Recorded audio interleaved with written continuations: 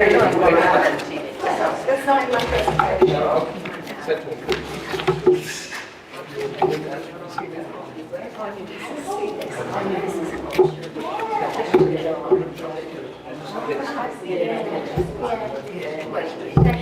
So welcome everybody. Today we'll be meeting academic and writer Katerina Bryant, who will share her insights into women in chess, which she researched here at the State Library during her time as a South Australian Literary Fellowship recipient. Just before I introduce Katerina, I'd like to acknowledge that this space stands on the country of the Indigenous people who were for tens of thousands of years here before us. The Adelaide region is the traditional land of the Kaurna people, and they are its custodians. So we pay our respects to their spiritual relationship with country and the importance of their cultural and heritage beliefs to the living Kaurna people of today. We also pay respect to the cultural authority of Aboriginal people who may be visiting, living or working in the region who come from other areas of South Australia or Australia. So to today's speaker. Katerina Bryant is a prolific writer based on Kaurna land, and her work has appeared, well, everywhere, in The Guardian, Meanjin, Griffith Review and Kill Your Darlings, amongst others.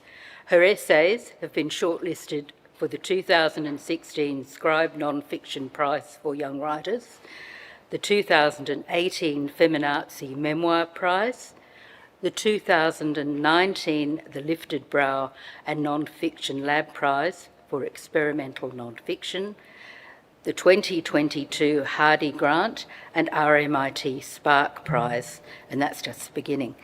Katerina has also been included in the Feminist Writers Festival, Melbourne Writers Festival, Emerging Writers Festival, the National Young Writers Festival, Noted Festival and the Digital Writers Festival. And if that isn't enough, Katerina was also the inaugural recipient of the 2018 Writers' Essay Varuna Fellowship for Emerging Writers, where she wrote a series of essays based on the lives of animals. Katerina completed her PhD, a hybrid memoir or biography of the first woman clown in America, in 2022. And we're very happy to say that in 2024, she was South Australian Literary Fellow at the State Library of South Australia. And we're very lucky. Today we're going to hear about her archival research at the library, focusing on her upcoming book about women in chess. And she's going to share her journey into archival research, the significance of the Koznitsky collection donated by renowned chess players Evelyn and Gary Koznitsky, and I'll bet just about everyone here has heard of them, and also the rich history of chess in South Australia. Welcome, Katerina.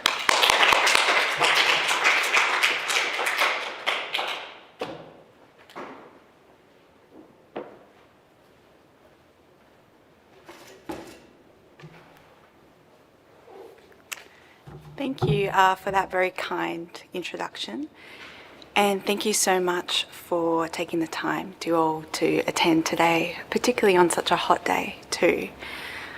So I'm excited to be talking to you about my archival research at the State Library, which is informing a book I'm currently writing, which is broadly about women in chess.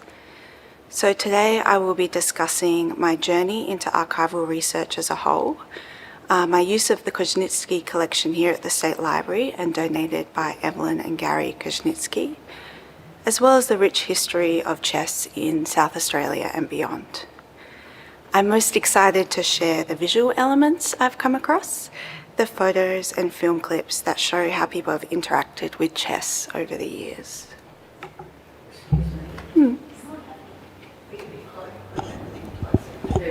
Is that better? Okay. I'll shuffle forward a little too.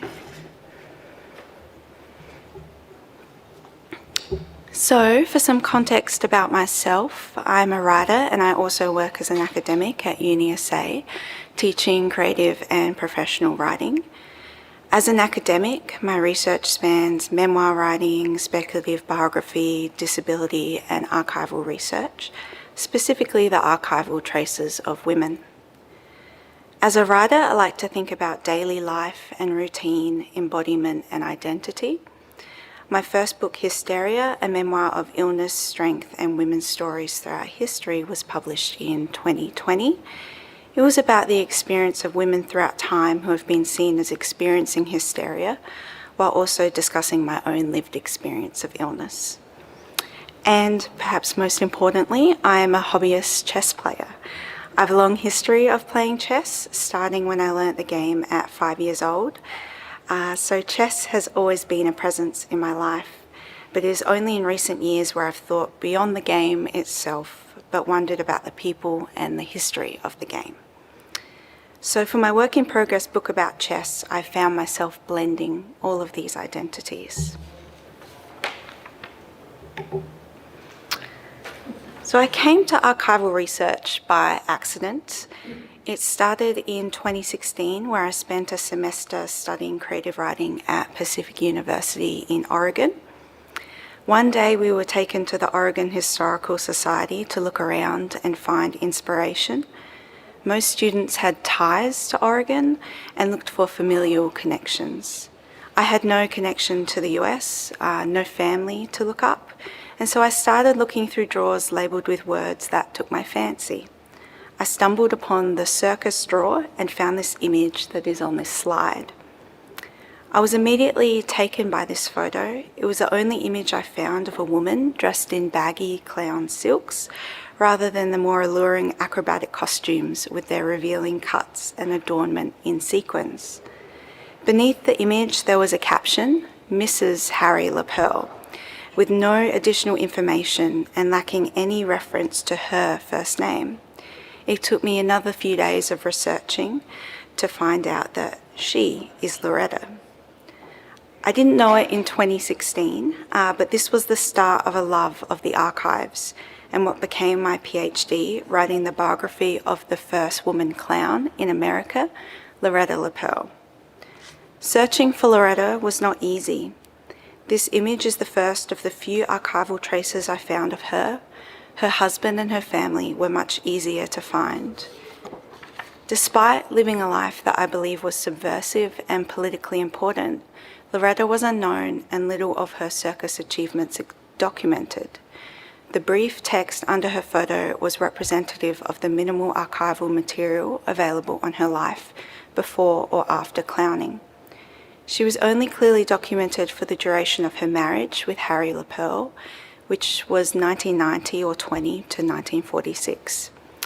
So while Loretta's story is unique, in the years since researching her and other women in the archives, I find that it's not unusual. There are so many stories that haven't yet been told, with only small archival fragments left behind. So here's another trace I found of Loretta, showing her before and after she transforms into a clown. In this newspaper article, it also highlighted how she was an accomplished pianist before she decided to become a clown. French historian Alette Farge summarises what it is like to work with archives particularly well. In her book, The Allure of the Archives, she states that when working in the archive, you will often find yourself thinking of this exploration as a dive, a submersion, perhaps even a drowning. You feel immersed in something vast, oceanic. In my experience, I've equally been presented with this oceanic expanse of information, as well as struggling to find the people whose lives who have not been documented, or about whom records have not been kept. So my work is often quite a search, and within this, it is easy to get lost or sidetracked in the archives in the most wonderful way.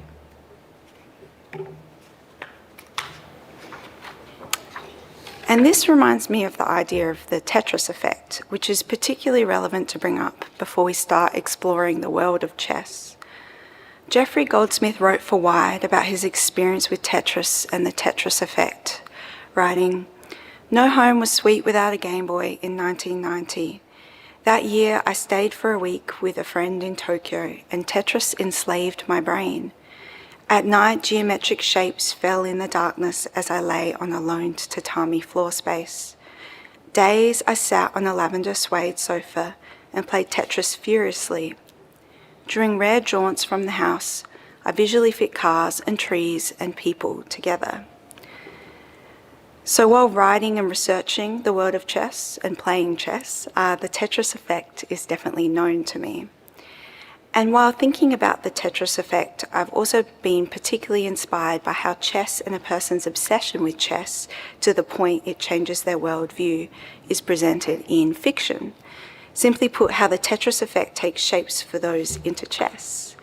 So, for example, in the novel The Luzin Defense by Vladimir Nabokov, the protagonist and chess player, Alexander Ivanovich Luzin, quote, sat leaning on his cane and thinking that with a knight's move of this lime tree, standing on the sunlit slope, one could take that telegraph pole over there. This is not the only example from the book or others that shows how chess can change the landscape of a person's life. I hope by the end of today's talk, I will have shared how the continuous playing of a game can affect a person's worldview, although I'm guessing some of you already know that.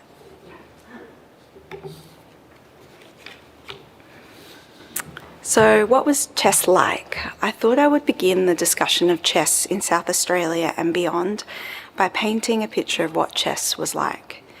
In my research, I was exploring any time period I could find, which meant my research spanned the 1900s up until the early 2000s. But for today, I'll be showing material mostly from the 30s up until the 70s. Here's a video from 1967 showing Jutta Hempel, a chess prodigy, playing a simul, which is where one player plays many opponents at the same time. Jutta stopped playing chess at 19, at the time saying, "First study, find a profession, and then perhaps start playing again." In her later years, she said, "A woman cannot earn a living from chess, but if I have children, I will teach them to play because chess has been a great help to me with everything."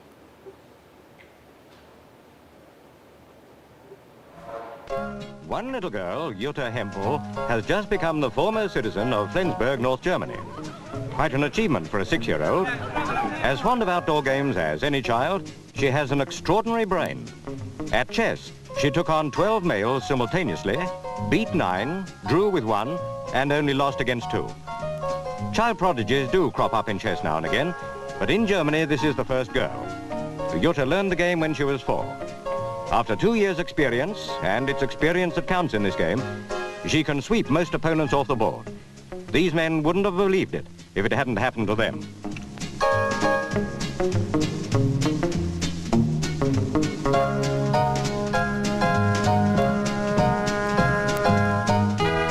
Jutta shows no mercy even to veterans. No bishops, rooks or knights can foil the Queen's deadly swoop. Big win for a little tot.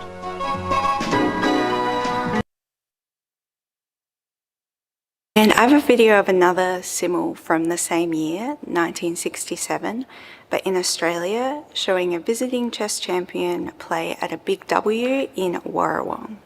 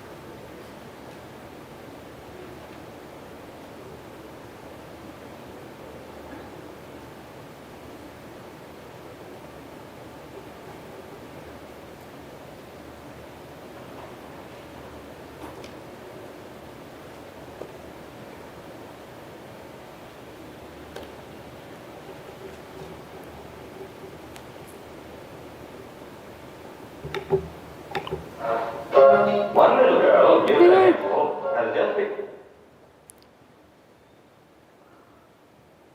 Here we go.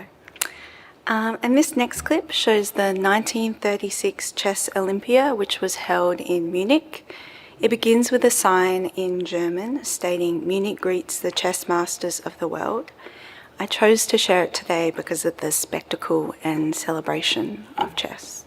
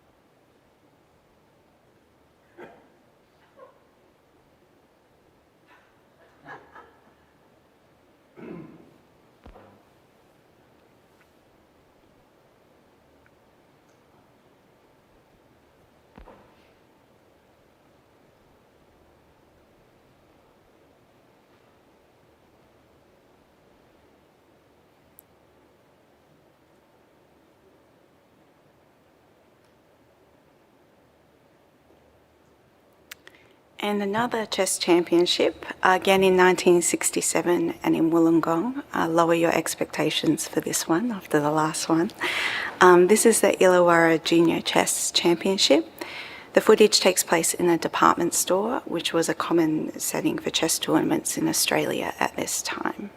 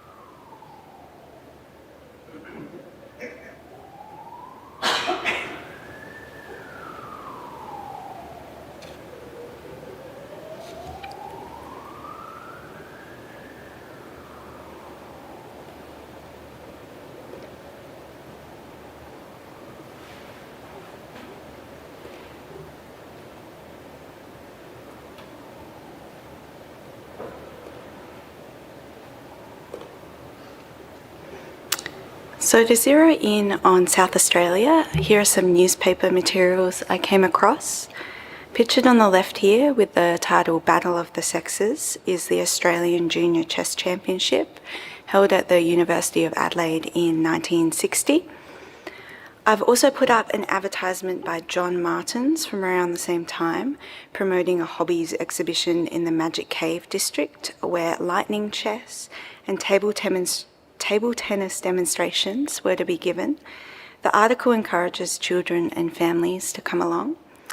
It also has a bit of an odd note, the author writing, "Funnily enough, women have never excelled at chess.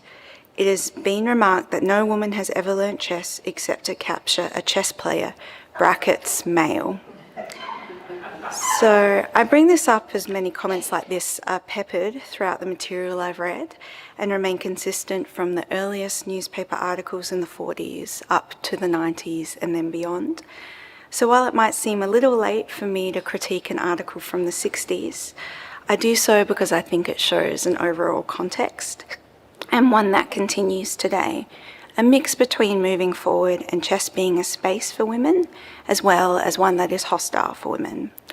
So, for example, in 2021, FIDE, the World Chess Federation, drew criticism after partnering with the breast enlargement company Motiva to sponsor the Women's Chess Championship.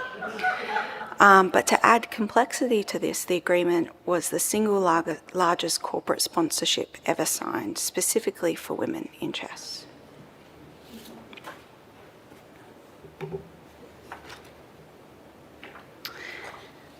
This is one of my favourite articles I've found. It's from the newspaper The News in 1960 and reports on the Australian Junior Chess Championship.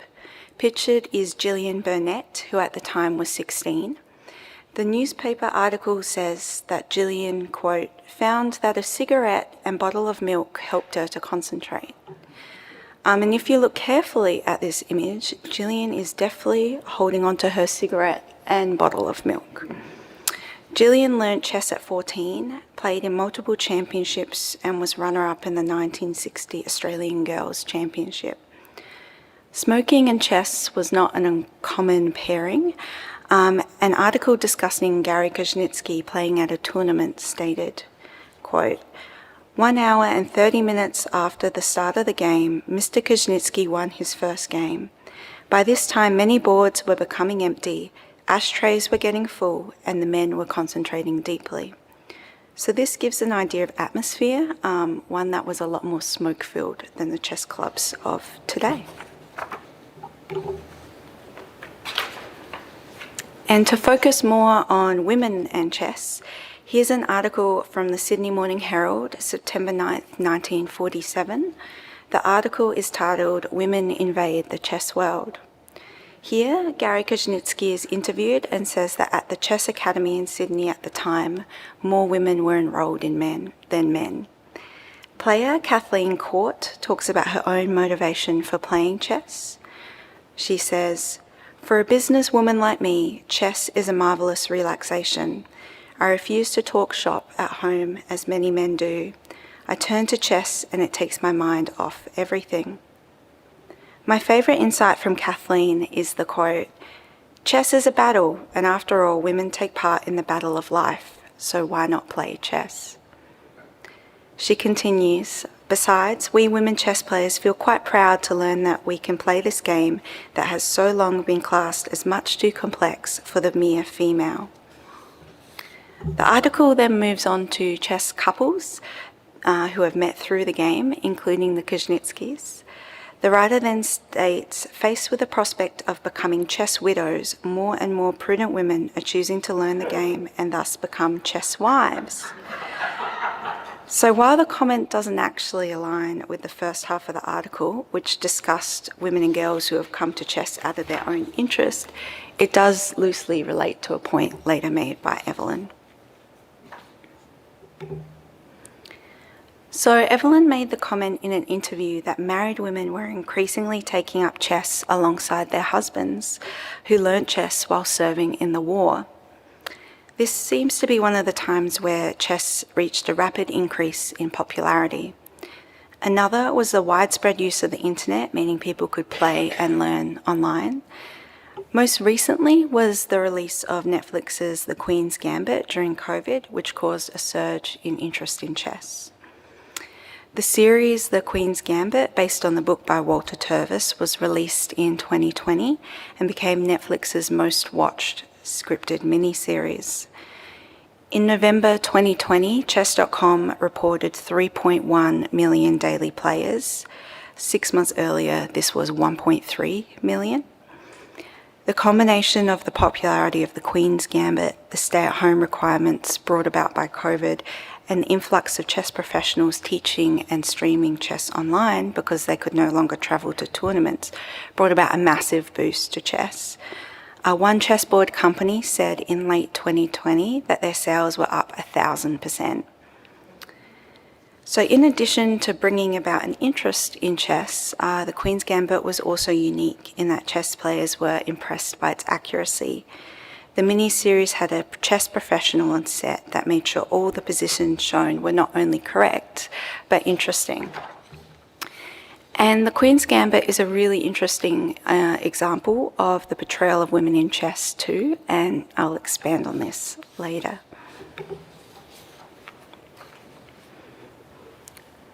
So my time spent at the State Library was working with the Kuznetsky collection.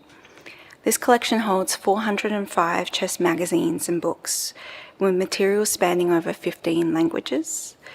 The Kuznetsky collection was donated by Evelyn and Gary Kuznetsky, with the collection beginning in the early 70s, although the books date back to the early 1900s. Collections of this size are not easy to find, as chess books were not easily acquired in Australia and could be quite expensive. But I was not viewing the collection from the perspective of someone who wanted to use it to improve at chess, but what interested me about the collection was what it said about chess as a game, whether its history or the nature of the people who play. Chess books and periodicals are not used as they once were because of the ease, accessibility and accuracy of chess computers, so many of these books are out of print and hard to access.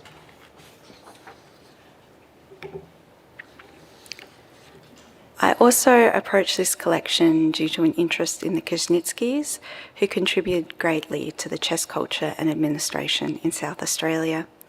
I played chess as a child in Adelaide, so I have my own memories of Evelyn Kuznetsky organising chess tournaments for children during the 90s, early 2000s. Evelyn was a great advocate for women and girls playing chess and spent much of her life donating her time to chess administration. Evelyn was also a chess player in her own right, winning the South Australian Women's Chess Championship in 1964. Evelyn also received recognition for her contribution to chess in Australia, receiving the British Empire Medal and then being awarded a Member of the Order of Australia. In my research, I found quotes from her that showed her sharp and forward-thinking nature. One of my favourites is as follows. One of the silliest fallacies about chess is that you have to be a specially brainy type to play it, or that you need to be good at mathematics. Of course, it takes study to be a really good player, but anyone, and I really mean anyone, can learn enough to enjoy the game. In the same 1960s news article where Evelyn is quoted, the journalist goes on to say that Mrs. Kuznetsky, who began playing chess with her father at the age of 8, believes that women could be as good at the game as the best men players if they did not have so many chores and responsibilities. And this was written at the time when Evelyn was already working hard to encourage girls to play chess. 6 years earlier, in 1954, Evelyn organised chess groups in Sydney girls' schools. This was the first time anything like this had been done in Australia. And while my research focuses on women and chess, Gary Kuznetsky's career is also related. As well as being a chess player who won the Australian Chess Championship in 1933 and 39, Gary too was a chess administrator who was eager to encourage and educate young people to play. By coincidence, in 1966, both Gary and Evelyn won the men's and women's championships. They were the first married couple to do so. Gary also wrote about chess throughout his career, notably in the column The Chess Corner by GK for the World News. Pictured here is an issue from October 11, 1947, which shows a chess problem, white to mate in two, as well as reporting on local chess news and developments. Perhaps Gary's greatest contribution to chess writing was the handbook Chess Made Easy, co-written with fellow Australian chess champion Cecil Purdy and published in 1942. Over 600,000 copies have been sold in Australia. Chess Made Easy is also available in the library's Kuznetsky collection. One of Gary's articles I stumbled upon is about chess and peace, which I think portrays his views and hopes for chess well. He wrote that, quote, "Because of its essentially international character, chess is admirably suited to the role of a cultural ambassador." He also notes that, quote, "No European town, no matter how small, is complete without a chess club, and at a chess club everybody is welcome." This also reminds me of the perspective of chess player and writer Jennifer Shahard, who writes in her 2022 book Chess Queens, At its best, chess can be an aspirational model for our culture. What would it be like if we focused more on what people think and the decisions they make, and less on how they look and how old they are or how much money they have?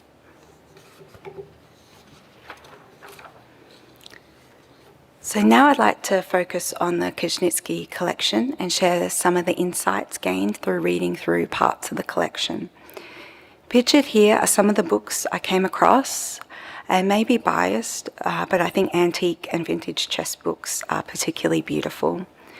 And part of the joy of reading these was that they were once owned by Evelyn and Gary. I found notes in the margins, old scraps of paper with chess notation used as bookmarks, and coffee stains on some pages. One of the first books I'd like to share insights from is The Chess Mind by Gerald Abrahams, published in 1951. The book is a mix of chess puzzles as well as general musings by the author. Here are some that stood out to me. The lightnings of chess very rarely, if ever, strike from a clear sky. Before the storm bursts, there are clouds to be seen as big as a man's hand, tension to be felt in the atmosphere, a recognition by the player that his game or his opponent's is being strained beyond its tensile strength by the projected play. To state the matter another way, there are no miracles in chess.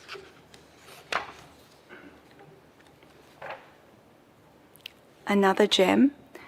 The logician who approaches chess with a view to discovering its inner truths finds his task easy, so easy that he should be warned that probably he is not discovering anything of importance.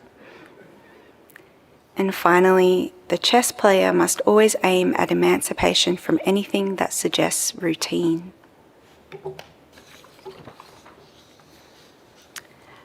The next book I encountered was The Human Side of Chess by Fred Rainfield. It was first published in 1952, and a New York Times reviewer claimed, "This is the most beautiful book I have ever read on the royal game, and the most dramatic and profound in its ironies." The book itself attempts to understand the commonalities of those great at chess. One key quote is as follows: "So far we have been proceeding on the assumption that chess is an art. It is an art. It is also more than an art and less than an art. It has in common with the arts the quality of utter uselessness. That is, it enables the chess player to be absorbed in a creative process which is an end in itself, without thought of benefit or utility of exploitation. But unlike the arts, chess is also a struggle. Chess is a struggle between two adversaries.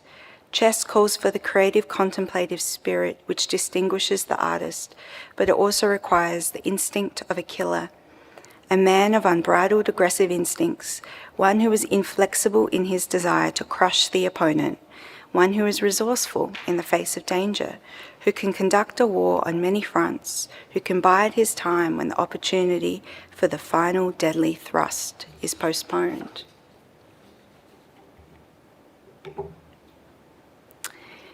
In contrast, Reuben Fine, in The World's a Chessboard, 1948, has a different view of chess.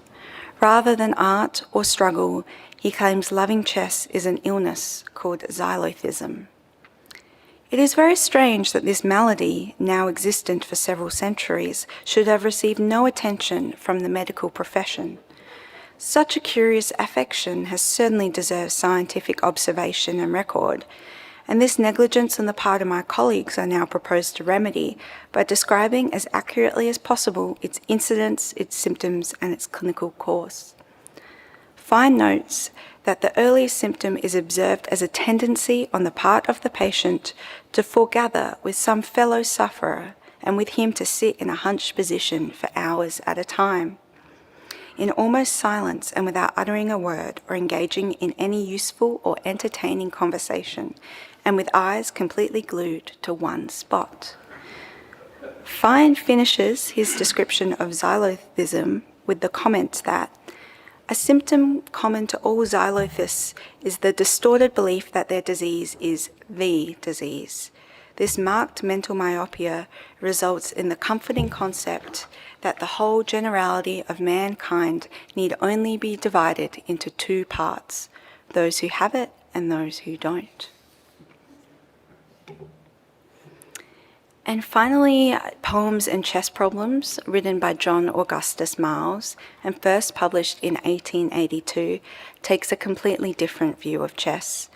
The book is half chess problems, half poetry, some focused on chess and others exploring more common poetic themes like nature or the human spirit. On the slide here are 3 creative interpretations of chess.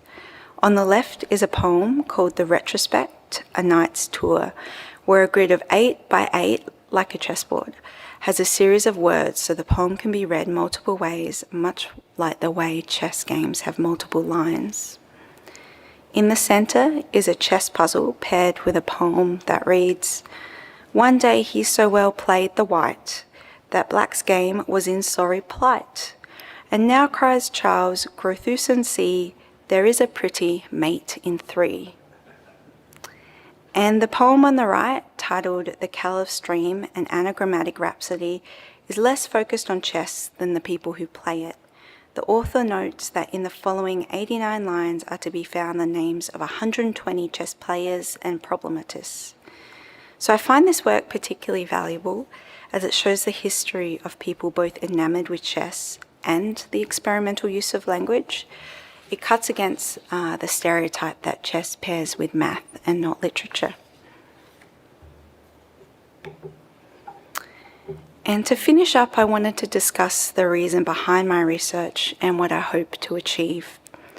So pictured here is some of my archival research, which plays into the narrative of women playing chess as odd or unusual.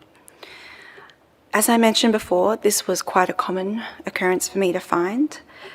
These newspaper clippings from the scrapbooks of Evelyn Koznitsky show black and white images of women leaning over chessboards with titles like "Meet Sydney's Silent Women," "The refectory was so quiet," and "They mixed chess and chores." These clippings from the 50s and 60s paint the image of how women playing chess was perceived, something to break up the drudgery of cleaning at home, and also as a silent game, something inherently opposed to women's natural way of being. And while this is the historical context, these ideas still persist today. Here is a quick summary of chess, women in chess today. Anna Kramling, Andrea, and Alexander Botes discuss their lived experience of playing in male-dominated spaces.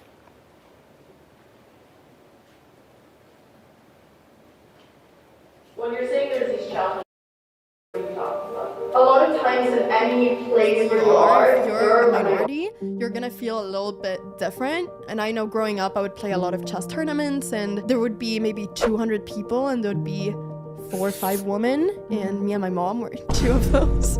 And so I remember every time I would stand up, people would kind of turn around and look. There's always the lurking eyeballs from the back. From everywhere. You feel like you're special, but not always in a positive way. I would sometimes get my opponents texting me after the game and being like, "I couldn't stop looking at you." And all of that was when I was young. I mean, I wasn't 18 then. When you're saying there's these challenges for women in chess,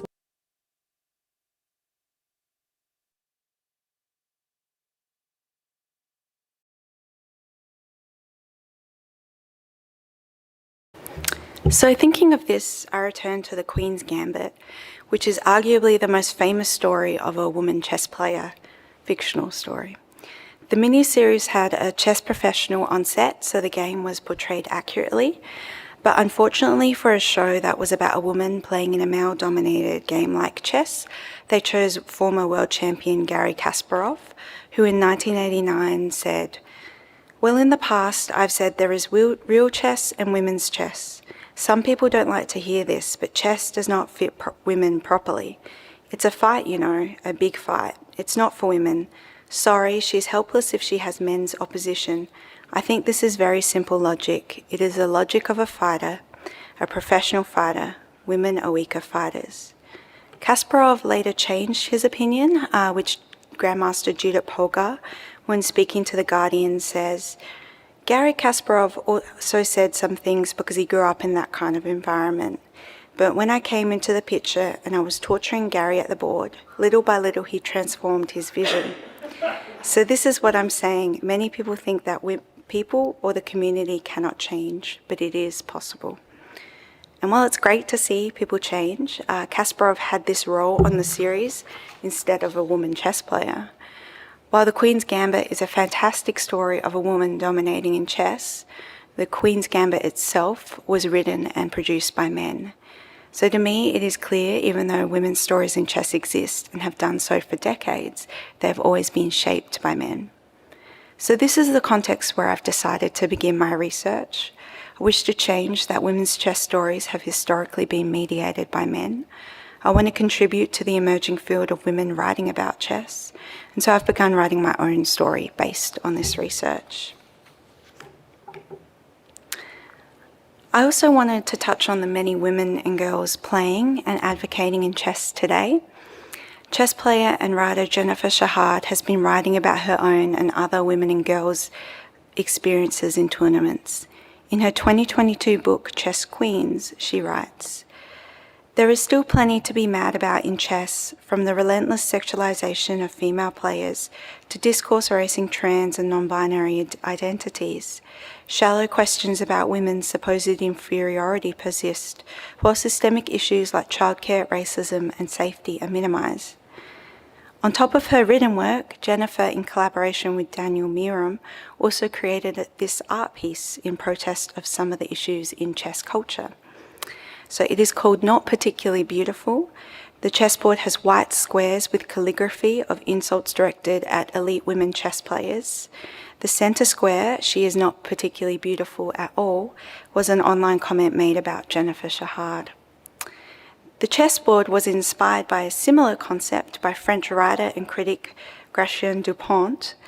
In protest of the new rules in chess, introduced in around 1500, where queens were able to move more than one square at a time, as they do today, Dupont made a chessboard with an insult for the queen on each square. These insults included "very negligent" and "true she-devil."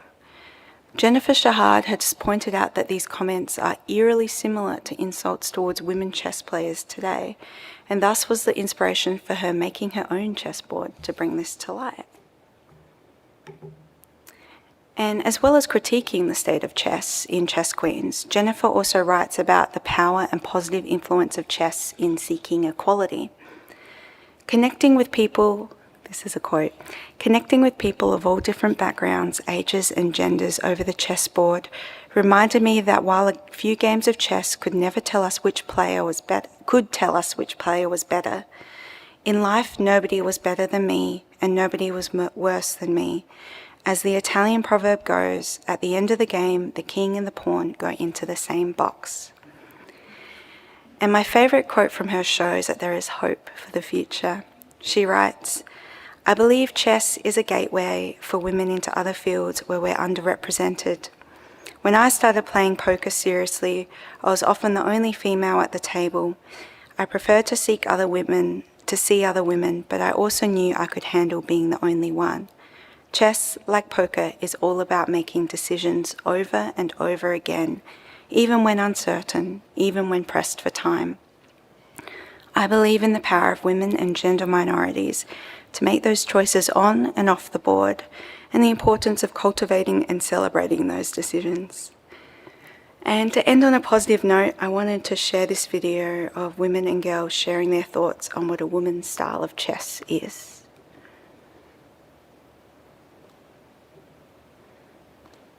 What does it mean to be a woman in chess? It means to be brave, Challenge. Powerful, empowering, Special. It feels great to be a woman in chess. I am proud to be a woman in chess, and I don't really think about it too much. it doesn't feel anything so different. I mean, it's normal and fighting it out over the board. Be a woman in chess for me is simply just to be a woman who loves chess. I play chess.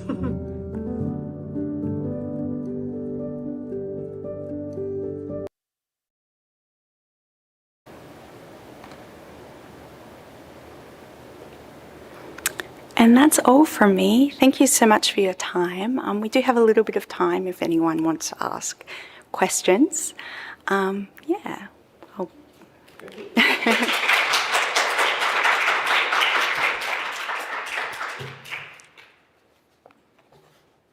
Any questions? Great stuff. Thanks, Alan. I was just going to say, I did some research in the 1940s